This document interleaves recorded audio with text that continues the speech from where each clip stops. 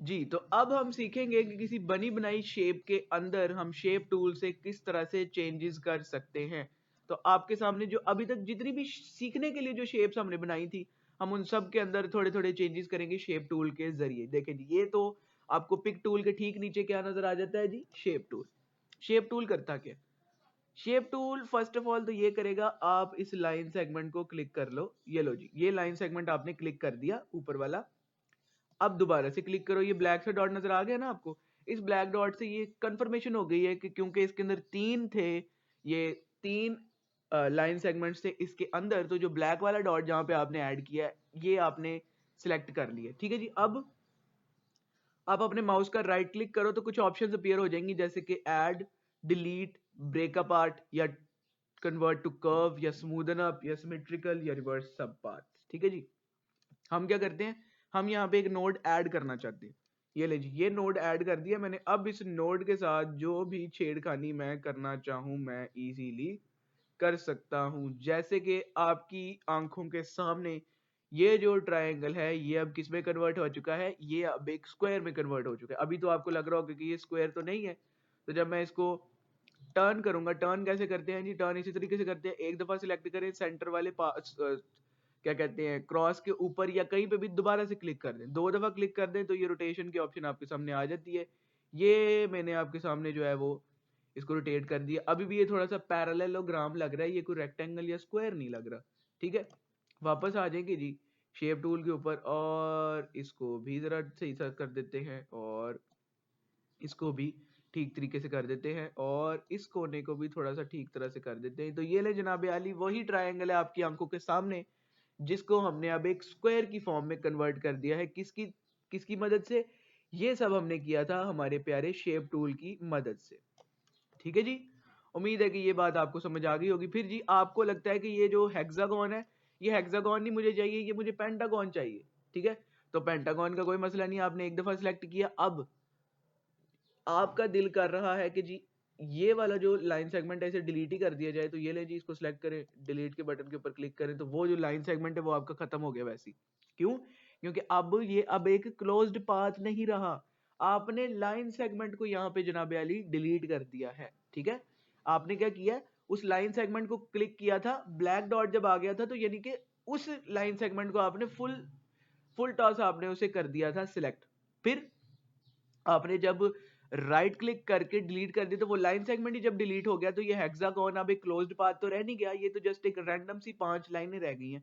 इसलिए मैं कंट्रोल जी दबा रहा हूँ और वापस से शेप टूल इस्तेमाल कर रहा हूँ मैंने, क्योंकि इसको पेंटागोन बनाना है 5 साइडों वाला, तो मैं इस नोड को सिलेक्ट करूंगा।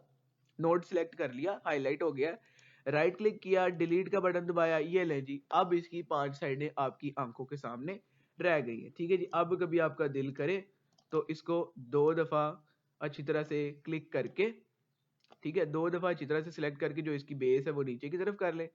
ये ले जी आपका पेंटागन, जो कि है तो इरेगुलर शेप के अंदर, बट ऑल दो इसने रहना तो पेंटागन ही है, बट आपकी खातिर इसको आप थोड़ा सा सही सा कर देते हैं, इसको छोटा भी कर देते हैं।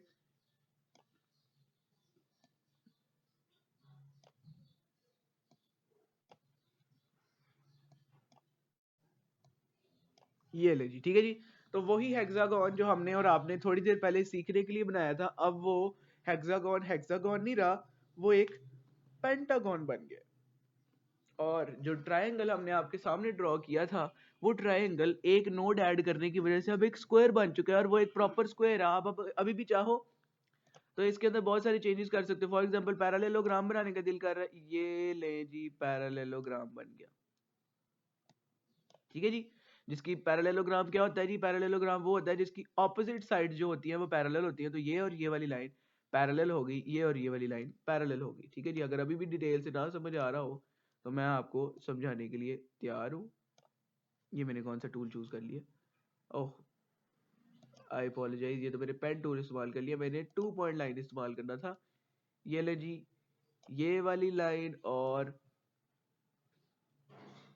ये वाली लाइन पैरेलल हो गई। ठीक है जी। और ये वाली लाइन और ये वाली लाइन जो है ये भी आपस में कर दी हमने पैरेलल। ठीक है जी। तो ये हो गया पैरेललोग्राम, यानी कि शेप टूल की मदद से उसी ट्रायंगल को पहले स्क्वायर कर दिया, पहले थोड़ा सा डायगोनल कर दिया था, फिर स्क्वायर कर दिया, और अब उसको एक पैरेललोग्राम में भी ट्रांसफर कर दिया। इसी तरीके से ये सारा कुछ आप अपने इस हेक्सागोन के साथ जो कि आप पेंटागन बन चुका है वो भी कर सकते हो। ठीक है जी।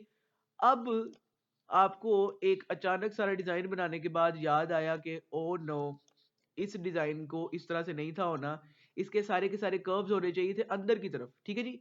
इसके सारे के सारे कर्व्स तो अंदर की तरफ होने चाहिए थे, जबकि मैं सारे के सारे कर्व जो है एक कर्व बाहर की तरफ बना चुका हूँ और 2 लाइनें मैंने स्ट्रेट बना ली है। तो कोई प्रॉब्लम ही नहीं है, शेप टूल का इस्तेमाल करेंगे, ये लाइन सेगमेंट सिलेक्ट करेंगे, ब्लैक डॉट आ गया, इसका मतलब सिलेक्ट करेंगे, राइट क्लिक करेंगे और ये लिखा हुआ है जी कन्वर्ट टू कर्व, कर्व बना दिया इसको।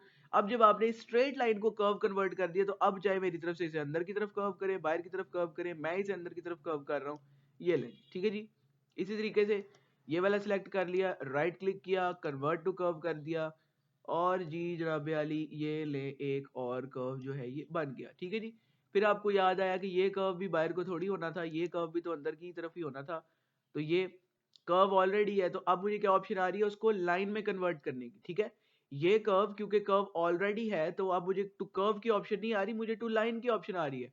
तो मैं टू लाइन ही से कन्वर्ट कर देता हूँ पहले, फिर मैं इसे कन्वर्ट टू कर्व कर देता हूँ। अब मैंने इसका कर्व जो है वो अंदर की तरफ कर दिया। ठीक है जी।